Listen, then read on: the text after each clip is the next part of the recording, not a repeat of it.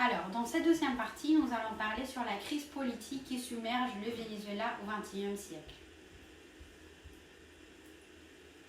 Et il sera propice de parler dans cette première partie sur les débuts du chavisme. Depuis la nationalisation de la production du pétrole en 1976 par le président Carlos Andrés Pérez, le Venezuela profite d'une manne financière et le pays fonctionne comme un État-providence. La corruption découle de cette situation alors que la violence et les inégalités augmentent.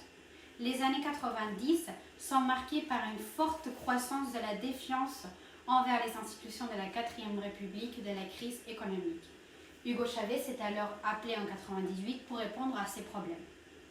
Hugo Chavez est l'un des premiers à théoriser et à appliquer ce qu'on appellerait une pratique révolutionnaire du XXe siècle, un processus constituant. Il s'agit alors d'élire une assemblée constituante avec un mandat impératif, ayant comme seule et unique tâche de rédiger une nouvelle constitution qui serait ensuite soumise au débat populaire et au référendum. La stratégie ne consiste pas uniquement seulement à changer l'organisation juridique des pouvoirs politiques, mais à créer une nouvelle société, à fonder, à construire un peuple par la politisation du droit. Ainsi, la présentation des articles était imprimée jusqu'au paquet des pattes, expliquait Mélenchon. En effet, les vendeurs ambulants distribuaient les projets de discussion dans les quartiers les plus populaires.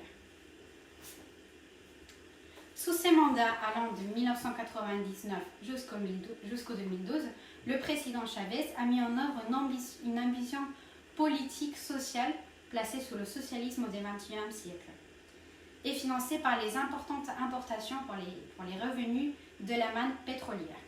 De nombreux programmes regroupés autour d'une trentaine d'émissions visent à améliorer l'accès des plus démunis au logement, à l'alimentation et à l'éducation.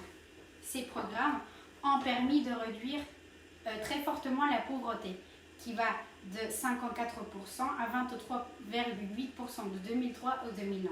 Ces chiffres sont vraiment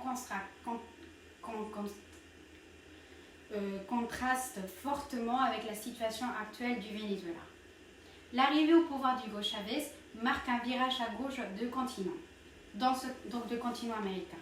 Dans ce contexte, le Venezuela devient le premier pays promoteur de l'intégration régionale en profitant de sa proximité avec les autres présidents du continent américain, comme par exemple Lula au Brésil, Nestor en Argentine, Evo Morales en Équateur et en Bolivie et Rafael en Équateur. Hugo Chavez est à l'initiative de l'ALBA, qui est l'Alliance bolivarienne pour les peuples de notre Amérique. Et en 2005, il lance Petrocaribe, qui est un programme d'approvisionnement en pétrole de pays de la région Caraïbe. Il a fondé aussi la chaîne régionale appelée Telesur. En 2012, après avoir annoncé qu'il était atteint du cancer, il est réélu pour son 4e mandat, mais il n'arrive pas à prêter serment. Suite à sa maladie très tragique, le président décède le 5 mars 2013. Avec ces images, je cherche à expliquer ce qui représente la hyperinflation qui est confrontée le Venezuela aujourd'hui. En effet, la phrase « la monnaie tue la monnaie » est en effet représentée ici. On a besoin de tout ce paquet d'argent pour pouvoir accéder à un demi-kilo de viande, à un papier ou même du savon. Donc, en effet, ce qui entraîne l'hyperinflation, c'est que la valeur de la monnaie elle est tellement détruite depuis des années qu'elle ne veut plus rien. Dans notre dernière partie, nous parlerons sur la crise politique qui traverse le Venezuela depuis. En 2013, la mort d'Hugo Chavez et les élections présidentielles de Nicolás Maduro marquent le début d'une très grande crise politique qui se prolonge aujourd'hui. En effet, les élections de Nicolás Maduro contre Enrique Capriles est fortement contestée par l'opposition, malgré l'audit de l'UNASUR qui affirme ces résultats. On voit alors que, de ce fait, en janvier et en février 2014, une partie de l'opposition radicale s'est réunie avec un mouvement des étudiants qui ont nommé un mouvement appelé la sortie, la salida, du gouvernement mis en place. Les manifestations dégénèrent et causent au total 43 morts et le leader de l'opposition, Leopoldo López, est arrêté et condamné pour 13 ans de prison. En 2016, l'opposition tente d'organiser un référendum révocatoire contre le président Maduro, mais le CNE, qui est le pouvoir électoral, c'est-à-dire le pouvoir qui est chargé du déroulement des élections nationales, interdit que ce scrutin ait lieu. Ensuite, les élections législatives de 2015, remportées haut la main pour l'opposition, marquent le début d'une très forte crise institutionnelle entre le législatif et l'exécutif qui ne se reconnaissent plus. Puisqu'en effet, le 9 janvier 2017, le Parlement déclare le président de la République, Nicolás Maduro, en abandon des charges.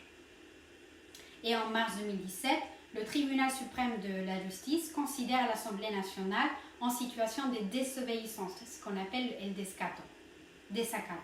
Une sentence qui vient parachever une série de décisions du Tribunal suprême de justice vient déposséder le Parlement de ses pouvoirs.